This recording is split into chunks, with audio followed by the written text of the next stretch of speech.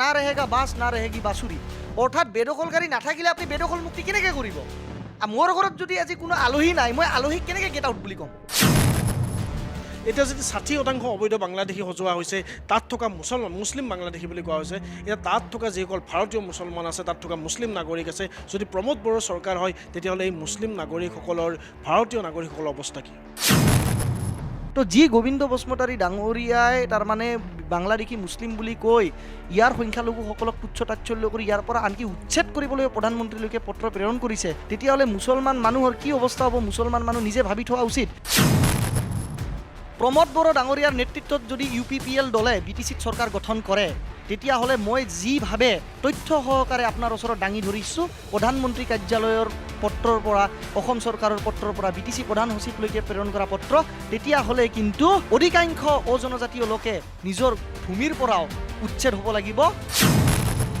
প্ৰমোদ বড়ো আৰু NDFBৰ ভিতৰত বহুত বিপদ পইচা লেনদেন হৈছিলে আন্দোলনৰ সময়ত সেয়া সকলোৱে জানে সেয়া সৰ্বজন বিদিত সেয়া মই ক'বলৈ নাযাওঁ লাগিলে প্ৰমোদ বড়ো ডাঙৰীয়াই মোৰ নামত মানহানি গোচৰ দিয়ে কি গোচৰ দিয়ে দিয়ক মই কেৰেপ নকৰোঁ যে আপুনি হাগ্ৰামা মহিলাৰ কথা মতে BPFৰ কথা মতে প্ৰমোদ বড়োৰ বিৰুদ্ধে কথা কৈ আছে নমস্কাৰ আপোনালোকে চাই আছে ৰিপৰ্টাৰ অসমত ফেচ টু ফেচ অনুষ্ঠান মই প্ৰাঞ্জিত দাস আৰু আজি আমাৰ সৈতে কথা পাতিবলৈ উপস্থিত আছে বৰ্তমান সময়ত বড়ো ৰাজনীতিৰ এক প্ৰধান হোতা ৰাজকুমাৰ পৃথ্বীৰাজ নাৰায়ণ দেৱমেছ শুক্ৰবাৰে পৃথ্বীৰাজ নাৰায়ণ দেৱমেছে এখন সংবাদমেল পাতি কিছু অভিযোগ উত্থাপন কৰিছিল তেওঁ কৈছিল যে UPPLে যদি চৰকাৰ গঠন কৰে BTCত তেতিয়াহ'লে তাৰ পৰা 60% অবড়ো লোকসকল তাৰ পৰা যাব লাগিব তাৰ কিছু তথ্য প্ৰমাণো তেওঁ দাঙি ধৰিছিল আৰু আজি তেখেতৰ সৈতে আমি কথা পাতিম আমি পুনে পুনে পৃথ্বীৰাজ দেৱমেছৰ ওচৰলৈ যাবলৈ বিচাৰিছোঁ আপুনি যে কৈছে যদি প্ৰমোদ বড়োৰ চৰকাৰ হয়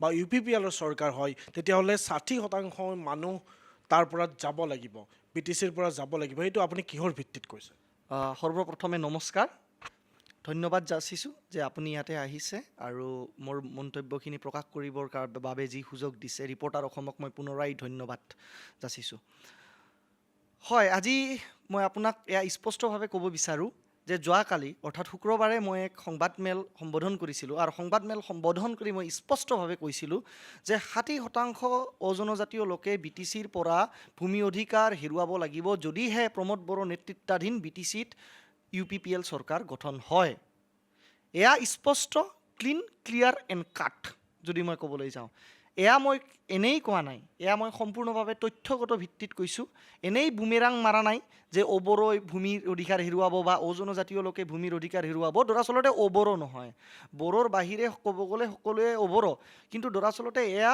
অজনজাতি অৰ্থাৎ অজনজাতি নন ট্ৰাইবেলছ যিমানবোৰ নন ট্ৰাইবেল মানুহ আছে সেই নন ট্ৰাইবেল মানুহবিলাকৰ 60% নন ট্ৰাইবেলে ভূমিৰ অধিকাৰ হেৰুৱাব সেয়া তথ্যগতভাৱে কৈছোঁ আৰু অফিচিয়েল ডকুমেণ্ট হিচাপে মই কৈছোঁ আপুনি কৈছে যে NDFBৰ এটা গ্ৰুপে যিটো গ্ৰুপে এটা গোবিন্দ বসুমতাৰীৰ যিটো গ্ৰুপে এতিয়া UPPLৰ লগত আছে আৰু গোবিন্দ বসুমতাৰী নিজেও নিৰ্বাচন খেলিব এতিয়া গোবিন্দ বসুমতাৰীৰ সেই সিদ্ধান্ত UPPLৰ সিদ্ধান্ত নহ'বও পাৰে কিয়নো গোবিন্দ বসুমতাৰী যিখন পত্ৰ প্ৰেৰণ কৰিছিলে 2014তে প্ৰেৰণ কৰা পত্ৰ এতিয়া হয়তো তেওঁলোকৰ সিদ্ধান্ত সলনিও হ'ব পাৰে সেই পত্ৰৰ আলম লৈ আপুনি কিদৰে ক'ব যে UPPL চৰকাৰলৈ 60% মানুহ যাব চাওক মই আপোনাক আগত ডকুমেণ্টখিনি অলপ গাই দিব বিচাৰিছোঁ ইন শ্বৰ্টত 1 মিনিট তাৰপিছত আপোনাৰ প্ৰশ্নৰ পোনপটীয়াভাৱে মই উত্তৰটো দিম কাৰণ ইয়াৰ গুৰিক লৈহে মই এনচাৰটো আপোনাক দিব পাৰিম ইয়াৰ গুৰি ধৰিলেহে 6 নৱেম্বৰ 2014 তাৰিখে নৰেন্দ্ৰ মোদী ডাঙৰীয়া অৰ্থাৎ ভাৰতবৰ্ষৰ প্ৰধানমন্ত্ৰী মোদী ডাঙৰীয়ালৈকে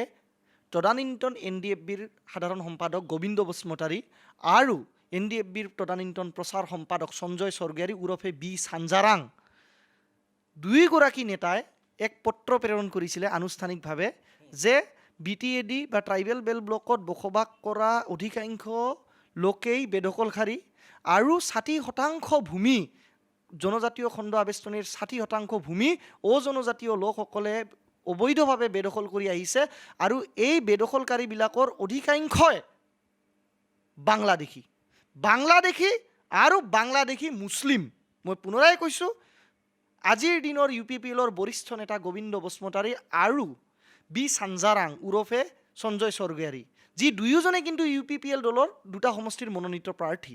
গোবিন্দ বসুমতাৰী ভৈৰৱকুণ্ড সমষ্টিৰ UPPLৰ প্ৰাৰ্থী আৰু বি চাঞ্জাৰাং ওৰফে সঞ্জয় স্বৰ্গীয়াৰী হৰিশিঙা সমষ্টিৰ প্ৰাৰ্থী। তো এতিয়া কথাটো হ'ল এই দুইগৰাকী UPPLৰ বৰিষ্ঠ নেতাই 2014 চনত কি লিখিছিলে? তেওঁ কৈছিলে লেটাৰৰ জৰিয়তে যে 60% land of the tribal belts and blocks are already under the occupation of non-tribals, which comprises illegal migrants and Indian citizens of different communities, and most of which belongs to Bangladeshi Muslims. তাৰ মানে বাংলাদেশী মুছলিম সকলে বড়োলেণ্ডে হওক বা জনজাতি ভূমিয়ে হওক সেয়া অবৈধভাৱে বেদখল কৰি আছে। আপোনাৰ মতে এতিয়া BTADত বাংলাদেশী মুছলিম আছেনে নাই? নহয়, মই উত্তৰটো মোৰ বাকী থাকি গৈছে। বাংলাদেশী মুছলিমৰ উত্তৰটো মই আপোনাক দিম, কিন্তু আপুনি যে ক'লে এয়া প্ৰমোদ বড়োৰ মত হয়নে নাই সেইটো মই এতিয়া কৈ দিব বিচাৰিছোঁ। কেৱল পত্ৰ প্ৰেৰণ কৰাই নহয়, পত্ৰ প্ৰেৰণ যিকোনো মানুহ মন গ'লে প্ৰধানমন্ত্ৰীক ময়ো ৰাতিপুৱা উঠি কালি এটা পত্ৰ লিখি দিব পাৰোঁ। পোষ্ট অফিচত 5 টকা দি ষ্টাম্প লগাই পত্ৰ পঠোৱাটো কোনো ডাঙৰ কথা নহয়। কিন্তু যিহেতু সেই পত্ৰটো সম্পূৰ্ণভাৱে তথ্যগত হিচাপে তেওঁলোকে লিখিছিলে যে 60% অবৈধ অজনজাতীয় বেদখলকাৰীসকলক BTCৰ জনজাতীয় ভূমিৰ পৰা উচ্ছেদ কৰিব লাগে, সেইকাৰণে সেই ভিত্তিত প্ৰধানমন্ত্ৰীৰ কাৰ্যালয়ৰ পৰা আপুনি চাব পাৰে, আপোনাৰ কেমেৰাত দেখুৱাই দিছোঁ, 12 ডিচেম্বৰ 2014 তাৰিখে প্ৰধানমন্ত্ৰীৰ কাৰ্যালয়ৰ পৰা নিৰ্দেশনা আহে অসম চৰকাৰৰ মুখ্য সচিব অৰ্থাৎ আছামৰ চিফ ছেক্ৰেটাৰীলৈকে যে বিহিত ব্যৱস্থা অতি ক্ষীপ্ৰতাৰে ল'ব লাগে। যিখন পত্ৰ প্ৰেৰণ কৰিছিলে তাত কোৱা হৈছে যে 60%তকৈ তাত অবৈধ বাংলাদেশী আছে, য'ত অবৈধ বাংলাদেশীৰ সংখ্যা কেতিয়াও 60% হ'ব নোৱাৰে। এতিয়া যদি 60% অবৈধ বাংলাদেশী সজোৱা হৈছে, তাত থকা মুছলিম বাংলাদেশী বুলি কোৱা হৈছে, এতিয়া তাত থকা যিসকল ভাৰতীয় মুছলমান আছে, তাত থকা মুছলিম নাগৰিক আছে, যদি প্ৰমোদ বড়োৰ চৰকাৰ হয় তেতিয়াহ'লে এই মুছলিম নাগৰিকসকলৰ, ভাৰতীয় নাগৰিকসকলৰ অৱস্থা কি হ'ব? প্ৰমোদ বড়ো ডাঙৰীয়াই চাগে আজান ফকীৰৰ কথা নাজানে। প্ৰমোদ বড়ো ডাঙৰীয়াই চাগে শংকৰ আজানৰ যি এক মিলনভূমি অসম সেয়া নাজানে। BTCখনক তেওঁ কিজানি অসমৰ পৰা বিচ্ছেদ খাই যোৱা বা খণ্ডিত হৈ যোৱা এৰিয়া বুলিয়ে তেওঁ ভাবে BTRখনক। কিন্তু তেওঁ মনত ৰখা উচিত যে BTR বা BTCখন কিন্তু এতিয়াও অসমৰ অভিন্ন অংগ। আৰু মই গৌৰৱ কৰোঁ BTCৰ নাগৰিক হিচাপে, মই গৌৰৱ কৰোঁ BTRৰ নাগৰিক হিচাপে, মই গৌৰৱ কৰোঁ অসমৰ অখণ্ড অসমখনৰ মই এক নাগৰিক হিচাপে। তো এতিয়া কথাটো হ'ল যি প্ৰমোদ বড়োৰ নেতৃত্বাধীন UPPL দলৰ বৰিষ্ঠ নেতা দুগৰাকীয়ে কৈছে যে অবৈধভাৱে BTCয়ে হওক বা ট্ৰাইবেল বেল্টে হওক তাৰ অধিকাংশ ভূমি অজনজাতিসকলে দখল কৰি আছে, আৰু তাৰ ভিতৰত অধিকাংশ লোকেই মুছলিম বাংলাদেশী বা বাংলাদেশী মূলৰ মুছলিম। তো এতিয়া কথাটো হ'ল প্ৰমোদ বড়ো ডাঙৰীয়াৰ নেতৃত্বত যদি BTCত চৰকাৰ আহে, ডেফিনেটলি গোবিন্দ বসুমতাৰী ডাঙৰীয়া ডেপুটি চিফ হ'ব, যিহেতু তেওঁ BTR চুক্তিৰ মানে স্বাক্ষৰকাৰী। তো যি গোবিন্দ বসুমতাৰী ডাঙৰীয়াই তাৰমানে বাংলাদেশী মুছলিম বুলি কৈ ইয়াৰ সংখ্যালঘুসকলক তুচ্ছ তাচ্ছল্য কৰি ইয়াৰ পৰা আনকি উচ্ছেদ কৰিবলৈ প্ৰধানমন্ত্ৰীলৈকে পত্ৰ প্ৰেৰণ কৰিছে, সেই মানুহ যেতিয়া আহি ডেপুটি চিফ হ'ব, সেই মানুহজন যেতিয়া ভৈৰৱকুণ্ডৰ পৰা UPPL দলৰ পৰা যদি জিকি আহে, তেতিয়াহ'লে মুছলমান মানুহৰ কি অৱস্থা হ'ব? মুছলমান মানুহ নিজে ভাবি থোৱা উচিত যে আপোনালোকে পৰিৱৰ্তনৰ নামত দৰাচলতে এনেকুৱা পৰিৱৰ্তনটো নিবিচাৰক যে কমচে কম আপুনি কৈছে যে হাগ্ৰামা মহিলাৰীৰ ভ্ৰষ্টাচাৰৰ পৰা আমি পৰিৱৰ্তন বিচাৰিছোঁ, হাগ্ৰামা মহিলাৰীৰ কেলেংকাৰীৰ পৰা পৰিৱৰ্তন বিচাৰিছোঁ, অপশাসনৰ পৰা পৰিৱৰ্তন বিচাৰিছোঁ, কিন্তু মই ক'ব বিচাৰিছোঁ যে আপোনালোকে UPPLক ভোট দি এনেকুৱা কমচে কম পৰিৱৰ্তন নানিব যি পৰিৱৰ্তনৰ কাৰণে আপোনালোকে নিজৰ থকা ঘৰৰ পৰা লাষ্টত ঘৰৰ পৰা খেদা খাই মানে পাহাৰে ভৈয়ামে জংঘলত গৈ থাকিব লগা হয়, লাষ্টত গৈ UPPL চৰকাৰ আহিলে সেয়াই পৰিৱৰ্তন হ'ব নেকি? মই সেইটোৱেই অনুভৱ কৰোঁ। অৰ্থাৎ বেদখলকাৰীসকলক উচ্ছেদ কৰিব লাগে, অৰ্থাৎ অজনজাতীয় লোকসকলে ভূমিৰ অধিকাৰৰ পৰা মানে প্ৰতাৰিত হ'ব আৰু তেওঁলোকক উচ্ছেদ কৰা হ'ব। এটা লেটাৰতে নহয়, এবাৰ মানুহ লেটাৰ লিখিব পাৰে, পুনৰাই একেখন বিষয়তে দ্বিতীয় লেটাৰ প্ৰদান কৰিলে সঞ্জয় স্বৰ্গীয়াৰী ডাঙৰীয়াই, আৰু সেই লেটাৰতো স্পষ্টভাৱে লিখিলে that the non tribal people of different communities encroach and occupy land of tribal belts and blocks, 60% land of tribal belts and blocks are already illegally occupied and which mostly comprises illegal Bangladeshi Muslims. অৰ্থাৎ সঞ্জয় স্বৰ্গীয়াৰী ডাঙৰীয়া যি নেকি আজিৰ দিনত UPPLৰ হৰিশিঙাৰ মনোনীত প্ৰাৰ্থী, তেওঁ স্পষ্টভাৱে কৈ দিলে যে আজিৰ দিনত জনজাতীয় ভূমিৰ 60% লোকেই অবৈধ বাংলাদেশী আৰু অবৈধ অজনজাতীয় প্ৰব্ৰজনকাৰী বেদখলকাৰী। তেওঁলোকক কোনো চৰ্তবিহীনে তেওঁলোকক ইয়াৰ পৰা উচ্ছেদ কৰিব লাগে। সেই পত্ৰৰ ভিত্তিত পুনৰাই দ্বিতীয়বাৰৰ কাৰণে প্ৰধানমন্ত্ৰীৰ কাৰ্যালয়ৰ তৰফৰ পৰা আকৌ অসম চৰকাৰৰ মুখ্য সচিবলৈকে 24 ডিচেম্বৰ 2014 তাৰিখে আকৌ দ্বিতীয়বাৰৰ বাবে মুখ্য সচিবলৈকে নিৰ্দেশনা দিয়া হয়। আৰু ইমানবোৰ নিৰ্দেশনা পোৱাৰ পিছত অসম চৰকাৰে উপায় নাপায় মই পুনৰাই কৈছোঁ, অসম চৰকাৰে নিসহায় হৈ প্ৰধানমন্ত্ৰীয়ে যিহেতু তেওঁলোকৰ পত্ৰ মানে প্ৰেৰণ কৰিছে, তাৰ বাবেই অসম চৰকাৰৰ ৰাজহ বিভাগৰ ডেপুটি ছেক্ৰেটাৰীয়ে 10 জুন 2015 তাৰিখে BTCৰ প্ৰধান সচিব তথা BTCৰ প্ৰিন্সিপাল ছেক্ৰেটাৰীক ট্ৰাইবেল বেল ব্লক ৰিষ্ট'ৰ কৰিবলৈ অৰ্ডাৰ দিয়ে আৰু কয় যে গোবিন্দ বসুমতাৰী ডাঙৰীয়াসকলে যিটো লেটাৰ প্ৰেৰণ কৰিছে তাৰ ওপৰত বিহিত ব্যৱস্থা গ্ৰহণ কৰি ক্ষিপ্ৰতাৰে সেই সকল বেদখলকাৰীক উচ্ছেদ কৰিব লাগে। এতিয়া মোৰ কথাটো হ'ল সেয়া জল পটপট হয়, যদি কোনোবা ইলিগেল বেদখলকাৰী আছে তাক উচ্ছেদ কৰিব লাগে। যদি কোনোবা ইলিগেল অবৈধভাৱে বসবাস কৰি আছে অজনজাতীয় হওক জনজাতি হওক তাক উচ্ছেদ কৰিব লাগে।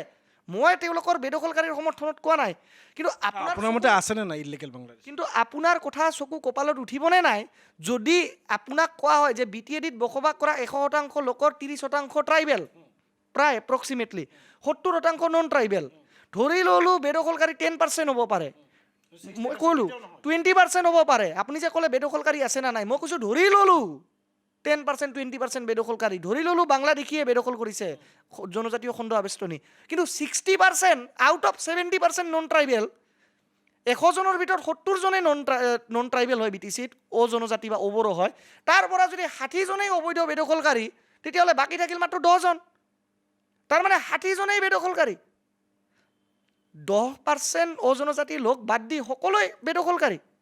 তো এইটোতো কেতিয়াও মানি ল'ব নোৱাৰি। আৰু চাওক, আপুনি প্ৰশ্ন কৰিছিলে যে ইয়াত প্ৰমোদ বড়ো ডাঙৰীয়াৰ ইয়াতে কোনোবা প্ৰমোদ বড়ো নাথাকিব, যিহেতু এখন NDFBৰ পৰা পত্ৰ প্ৰেৰণ কৰা হৈছিলে। UPPLটো এটা পৃথক বস্তু, এই প্ৰমোদ বড়ো আৰু NDFB সম্পৰ্ক এই বিষয়টোত কৈছোঁ। প্ৰমোদ বড়ো ডাঙৰীয়া আৰু UPPLৰ বহুত পইচাৰ লেনদেন আছে, কিবা লেনদেন আছে, সেইবিলাক মই ক'বলৈ নাযাওঁ। প্ৰমোদ বড়ো আৰু NDFBৰ পইচা লেনদেন আছে। প্ৰমোদ বড়ো আৰু NDFBৰ ভিতৰত বহুত গোপন পইচা লেনদেন হৈছিলে আন্দোলনৰ সময়ত, সেয়া সকলোৱে জানে, সেয়া সৰ্বজন বিদিত, সেয়া মই ক'বলৈ নাযাওঁ। লাগিলে প্ৰমোদ বড়ো ডাঙৰীয়াই মোৰ নামত মানহানি গোচৰ দিয়ে, কি গোচৰ দিয়ে দিয়ক, মই কেৰেপ নকৰোঁ। কিন্তু কথাটো হৈছে মই লেনদেনটো ক'ব বিচাৰিছোঁ এতিয়া এই ভূমিৰ অধিকাৰৰ বিষয়টোক লৈ। এই যে 2014 এটা নহয় দুবাৰকৈ স্মাৰক পত্ৰ প্ৰেৰণ কৰিছিলে UPPL দলৰ বৰিষ্ঠ নেতা দুগৰাকীয়ে, আৰু সেই সময়ত এই NDFBয়ে ছাপৰ্ট কৰিছিলে PCDR নামৰ ৰাজনৈতিক দলটোক। সেই PCDRে আজি হ'ল UPPL। আপুনি জানে people's coordination for democratic rights নামৰ যি দলটোৱে ইলেকশ্যন খেলিছিলে 2015 চনত BTCত, সেই PCDR নামটোকে চেঞ্জ কৰি পুনৰাই নামাকৰণ কৰি UPPL বুলি নামাকৰণ কৰা হয়। PCDRৰ সভাপতিও আপোনাৰ সভাপতি নহয়, নেতৃত্বত আছিলে আৰু UPPLৰ সভাপতি আছিলে UG ব্ৰহ্ম। তাৰপিছত প্ৰমোদ বড়ো ডাঙৰীয়া যোগদান কৰিলে। আৰু আপুনি জানে এটা কথা যে মাটি বোলা বস্তুটো দৰাচলতে নিজৰ ককা আটা পিতাৰ পৰা নিজৰ নামলৈকেও নামাকৰণ কৰিবৰ কাৰণে, নামজাৰি কৰিবৰ কাৰণে এমাহ বা 2 মাহ সময় লাগে, আৰু ইয়াতো BTADৰ বিষয়। তো গতিকে 2014 চনত ষ্টাৰ্ট হোৱা প্ৰক্ৰিয়া 2015 চন 1 বছৰ পিছত BTC চৰকাৰলৈকে নিৰ্দেশনা আহে। কিন্তু তেতিয়াৰ BTC চৰকাৰে এতিয়া অজনজাতি পীড়িতিৰ কাৰণেই হওক, হাগ্ৰামা মহিলাৰী তেতিয়া BTC চৰকাৰ চলাইছিল, হাগ্ৰামা মহিলাৰী ননবৰক ভাল পায়েই হওক, হাগ্ৰামা মহিলাৰীয়ে অজনজাতি মানুহক মৰম কৰিয়েই হওক, বা হাগ্ৰামা মহিলাৰী ভোটৰ স্বাৰ্থতেই হওক, যি কাৰণত নহওক এইটো BPFে জানিব, সেই কাৰণত তেওঁলোকে কিন্তু ইয়াৰ ওপৰত কোনো একশ্যন নল'লে। কিন্তু এতিয়া কথাটো হ'ল প্ৰমোদ বড়ো ডাঙৰীয়াৰ UPPL দলে যদি চৰকাৰ গঠন কৰে তেতিয়াহ'লে কিন্তু এই অবৈধ অজনজাতি বুলি যিসকল ব্যক্তিক কোৱা হৈছে, অবৈধ বেদখলকাৰী বুলি কোৱা হৈছে, সেই অজনজাতীয় লোকসকল বা প্ৰব্ৰজনকাৰীসকল কিন্তু বেদখলৰ পৰা বেদখল মুক্ত কৰি তেওঁলোকক উচ্ছেদ কৰা হ'ব। এয়া খাটাং। কাৰণ মানে এক কথাত ক'বলৈ গ'লে মই কথাটো স্পষ্ট কৰি দিছোঁ, যিহেতু ইয়াত 60% মুছলিম বুলি কোৱা হৈছে। মুছলিম বুলি কোনো কথা নহয়, মই আপোনাক কাৰণটো কৈ দিছোঁ, প্ৰমোদ বড়োৰ ৰিলেশ্যনটো একদম ফাৰ্ম কৰি আপোনাক বুজাই দিছোঁ। কাৰণ কথাটো হ'ল যেনেকৈ মই কৈছোঁ যে নামাকৰণ বা নামজাৰি এদিনত নহয়, মাটিৰ নিজৰ বংশৰ হ'লেও, তদ্ৰুপ প্ৰচেছটো ষ্টাৰ্ট হৈছে 14ৰ পৰা 15 নিৰ্দেশনা BTC চৰকাৰলৈকে আহিছে, আৰু তৃতীয় বড়ো চুক্তিখন হ'ল 2020 চনত, ৰাইট? তো প্ৰমোদ বড়ো ডাঙৰীয়াই 2020 চনত যেতিয়া বড়ো চুক্তি আকৌ এবাৰ কৰিলে তৃতীয়বাৰৰ কাৰণে, তেতিয়া তাতে 7.2 নামৰ এটা দফা আছে, 7.2 দফা। তাতে লিখা আছে যে government will take necessary action to evict or clear the encroachment from khas land, protected land or water bodies. এই প্ৰসংগতে হয়, এই প্ৰসংগত প্ৰমোদ বড়ো ডাঙৰীয়াই যে চুক্তি কৰিলে যে তেওঁলোকে গভৰ্ণমেণ্টৰ তৰফৰ পৰা অবৈধ বেদখলকাৰীসকলক বেদখল মুক্ত কৰিব, তেওঁ জানিছিলে কাৰণেহে চুক্তিত কৰিছে। হিন্দীত এটা কয় না ৰেহেগা বাছ না ৰেহেগি বাছুৰি, অৰ্থাৎ বেদখলকাৰী নাথাকিলে আপুনি বেদখল মুক্তি কেনেকৈ কৰিব? মোৰ ঘৰত যদি আজি কোনো আলহী নাই, মই আলহীক কেনেকৈ গেট আউট বুলি ক'ম? প্ৰমোদ বৰই অতি মানে গোপনীয়ভাৱে, যিহেতু এইটো এটা চাইনিজ তাৰ ডিজাইন, ইংৰাজীত কৈছোঁ, গোপনীয়ভাৱে প্ৰমোদ বড়ো ডাঙৰীয়াৰ উপদেশত গোবিন্দ বসুমতাৰী আৰু বি সঞ্জৰাঙে এইবিলাক কাম কৰিছিলে। কাৰণ এটা উগ্ৰপন্থী সংগঠনক নেতৃত্ব দিয়া গোবিন্দ বসুমতাৰীৰ ইমান দম বা সাহস নাই যে তেওঁ কোনোবা এটা জনগোষ্ঠীৰ বিৰুদ্ধে তেওঁ লিখিব। মই এই প্ৰসংগত দুটামান কথা আপোনাক সুধিবলৈ বিচাৰিছোঁ। প্ৰথম কথাটো হ'ল কি, এতিয়া বহুতে অভিযোগ উত্থাপন কৰি আছে যে আপুনি হাগ্ৰামা মহিলাৰীৰ কথা মতে, BPFৰ কথা মতে প্ৰমোদ বড়োৰ বিৰুদ্ধে কথা কৈ আছে। আপুনি হাগ্ৰামা মহিলাৰীৰ লগত কিবা প্ৰকাৰে জড়িত নেকি? চাওক, মোক গাড়ী দিয়ে প্ৰমোদ বড়োই, মোৰ স্কৰপিঅ'ৰ নাম্বাৰখন কৈ দিছোঁ, AS26D 4333 black Scorpio' top model. এই গাড়ীখন দিছে প্ৰমোদ বড়োই, সেয়া সৰ্বজন বিদিত, সকলোৱে জানে, গিফ্ট কৰিছে মই UPPLত থাকোঁতে। তো কথাটো হ'ল, মই যদি হাগ্ৰামাৰ মানুহ হয় তেতিয়াহ'লেতো মই হাগ্ৰামা মহিলাৰীৰ পৰা কিবা লেণ্ড ক্ৰুজাৰ বা মাৰ্চিডিছ ল'ব লাগিছিলে বা BMW ল'ব লাগিছিলে। প্ৰমোদ বড়ো ডাঙৰীয়াৰ পৰা মই এখন স্কৰপিঅ' লৈ নাথাকোঁ নহয় আজিৰ দিনত। আৰু হাগ্ৰামা মহিলাৰী ডাঙৰীয়াৰ যদি মই মানুহ হয় তেতিয়াহ'লে হাগ্ৰামা মহিলাৰীৰ বিৰুদ্ধে গোচৰ দিয়া মানুহজন কিন্তু মই। হাগ্ৰামা মহিলাৰী ডাঙৰীয়াক জেলত সোমাবৰ কাৰণে যিমানখিনি প্ৰচেষ্টা কৰিব লাগে সেইখিনি মানুহ কিন্তু মই। চাকৰি কেলেংকাৰী ফাদিল কৰি 29জনৰ মানুহৰ অফিচাৰ ৰেংকৰ চাকৰি বৰখাস্ত কৰা মানুহজন কিন্তু মই। তো গতিকে যিজন মানুহ এটাৰ পিছত এটা কেলেংকাৰী ফাদিল কৰি দিছে তথ্য সহকাৰে, সেইজন মানুহ হাগ্ৰামাৰ মানুহ কেনেকৈ হ'ব? প্ৰমোদ বড়ো ডাঙৰীয়াৰো দম নাই, মই কৈছোঁ প্ৰমোদ বড়ো ডাঙৰীয়াৰ বাপৰ দম নাই হাগ্ৰামা মহিলাৰীৰ বিৰুদ্ধে এটা তথ্যগত হিচাপে বা ডকুমেণ্ট দেখুৱাই BPF নেতৃত্বাধীন BTC চৰকাৰৰ বিৰুদ্ধে কিবা কৰাপশ্যন ফাদিল কৰাটো।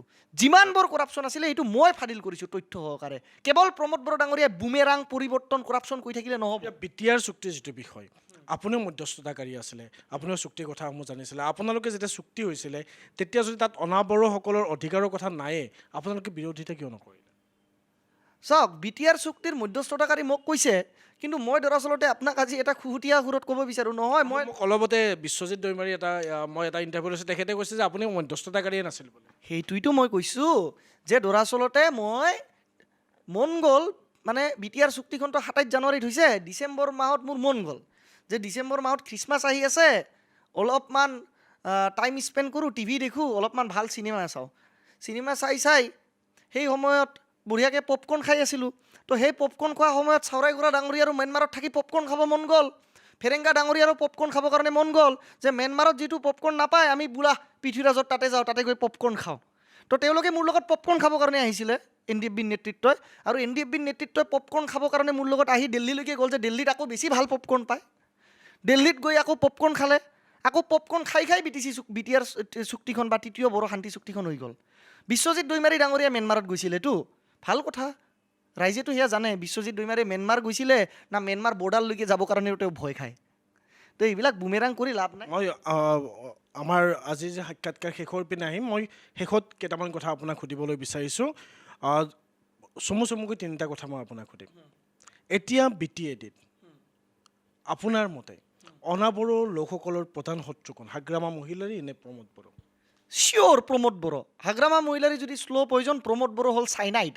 হাগ্ৰামা মহিলাৰীক মই ভাল বুলি কোৱা নাই, কিন্তু আপুনি চুৰ আৰু ডাকাইত দুটাৰ ভিতৰত ডকাইতৰ ডিফাৰেঞ্চ আছেতো। আপুনি চুৰক আঁতৰাই যদি ডকাইতক আনে তেতিয়াহ'লেতো আৰু বিকম বেয়া হ'ব, হয়নে? তো হাগ্ৰামা মহিলাৰী যদি শ্ল' পয়জন তেতিয়াহ'লে কিন্তু প্ৰমোদ বড়ো ডাঙৰীয়া চাইনাইড, আপুনি 1 ছেকেণ্ডত খালে মৰি যাব। কিন্তু হাগ্ৰামা মহিলাৰীৰ দ্বাৰা আপুনি আঘাত হ'ব পাৰে, কিন্তু ধীৰে ধীৰে আপুনি বিজেপিয়ে তাত যিধৰণে প্ৰচাৰ চলাইছে, হিমন্ত বিশ্ব শৰ্মাই, ইমানুৱেল মুছাহাৰী যোগদান কৰিলে, বিশ্বজিৎ দৈমাৰী যোগদান কৰিলে, আপুনি ভাবেনে BTADত এটা কৰিশ্মা কৰিবলৈ সক্ষম হ'ব বিজেপিয়ে? BTADত বিজেপিৰ যি ৰাজনীতিক দল, সেই ৰাজনীতিক দলে দৰাচলতে হিমন্ত বিশ্ব শৰ্মা ডাঙৰীয়াৰ দৰে এক প্ৰভাৱশালী যি নেতা, সেই নেতাক ময়ো মানে ক'ব গ'লে গ্ৰেণ্ড চেল্যুট দিওঁ, আৰু এজন মানে তীক্ষ্ণ বুদ্ধি আৰু ক্ষিপ্ৰতাৰে নিৰ্ণয় ল'ব পৰা আৰু বাকপটু নেতা, তেনে নেতাৰ নেতৃত্বত BTCত দৰাচলতে বিজেপিৰ পদুম ফুলৰ এক কৰিশ্মা দেখুৱাবলৈ নিশ্চিতভাৱে কিন্তু সক্ষম হ'ব। আৰু বিজেপিয়ে কিন্তু এইবাৰ BTC চৰকাৰ গঠনত এক মূল ভূমিকা গ্ৰহণ কৰিব বুলি মই নিশ্চিতভাৱে বিশ্বাস কৰোঁ। মই শেষৰ প্ৰশ্নটো আপোনাক সুধিবলৈ বিচাৰিছোঁ। আপোনালোকে যেতিয়া BTR চুক্তিৰ কথা পাতিছিলে, মধ্যস্থতা কৰিবলৈ ম্যানমাৰলৈ গৈছিলে, কষ্ট কৰিছিলে, তাৰ পৰা NDFB এটা গ্ৰুপক আপোনালোকে ভাৰতলৈ লৈ আহিছিলে, তেতিয়া ভাবিছিল নে যে BTR চুক্তিখন এখন বুমেৰাং চুক্তি হ'ব? এইটো আপোনালোকে এক্সপেক্ট কৰিছিল নে? নাই BTR চুক্তিখন বুমেৰাং চুক্তি দৰাচলতে মই বুমেৰাং বুলি নকওঁ। বিশেষকৈ ৰূপায়ণৰ ক্ষেত্ৰত চাওক ৰূপায়ণ হোৱা নাছিলে সেই সময়ত আগষ্ট মাহত, যাৰ কাৰণে আমি কি কৰিলোঁ, আগষ্ট মাহতে মই এটা তাৰপিছত প্ৰেছ মিট দিলোঁ। প্ৰেছ মিট দি আপোনালোকৰ ওচৰত মই মোৰ ক্ষোভবিলাক প্ৰকাশ কৰিলোঁ। তাৰপিছত অৱশ্যে চৰকাৰে আয়োগ গঠনো কৰাই দিলে আৰু এতিয়া 6 মাহৰ ভিতৰত ৰিপৰ্টটো দিব বুলি কৈছে। এটলিষ্ট প্ৰক্ৰিয়াটো হৈছে, it's better late than never. তো এটলিষ্ট প্ৰক্ৰিয়াখিনি আৰম্ভ হৈছে। এতিয়া মই একো কমেণ্ট দিব নিবিচাৰোঁ, কাৰণ 6 মাহ উকলি যোৱা নাই। 6 মাহৰ ভিতৰত যদি আয়োগে প্ৰতিবেদন দাখিল নকৰে, তেতিয়া নিশ্চিতভাৱে আমি বলিষ্ঠ কণ্ঠৰে, উদ্যত্ত কণ্ঠৰে চৰকাৰক সমালোচনা কৰি থকা সৰকা কৰাই নহয়, ধন্যবাদ পৃথ্বীৰাজ আমি মিছ। আন্দোলন কৰিবলৈও বাধ্য হ'ম। ধন্যবাদ। দৰ্শকসকলে ইমান সময় চাই আছিলে reporter Asomiya face to face অনুষ্ঠান। আজি আমি কথা পাতিলোঁ ৰাজকুমাৰ পৃথ্বীৰাজ দেৱ নাৰায়ণ মেছৰ সৈতে, আৰু তেখেতে স্পষ্টভাৱে উল্লেখ কৰিলে কিদৰে প্ৰমোদ বড়োৰ নেতৃত্বাধীন UPPL দলে বা UPPL দলৰ যিসকল সাৰথী আছে, সেয়া গোবিন্দ মছুমতাৰী হওক বা আন NDFB নেতাসকলে কিদৰে 60% বা বড়োভূমিত থকা 60% মানুহক তেওঁলোকে বাংলাদেশী সজাইছে আৰু BTADৰ পৰা তেওঁলোকক উৎখাৰৰ প্ৰচেষ্টা চলাইছে। আপোনালোকে পৃথ্বীৰাজ দেৱমেছৰ বক্তব্য কেনে পালে আমাৰ কমেণ্ট বক্সত জনাব বুলি আশা কৰিলোঁ। ধন্যবাদ। চাই থাকিব ৰিপৰ্টাৰ অসম।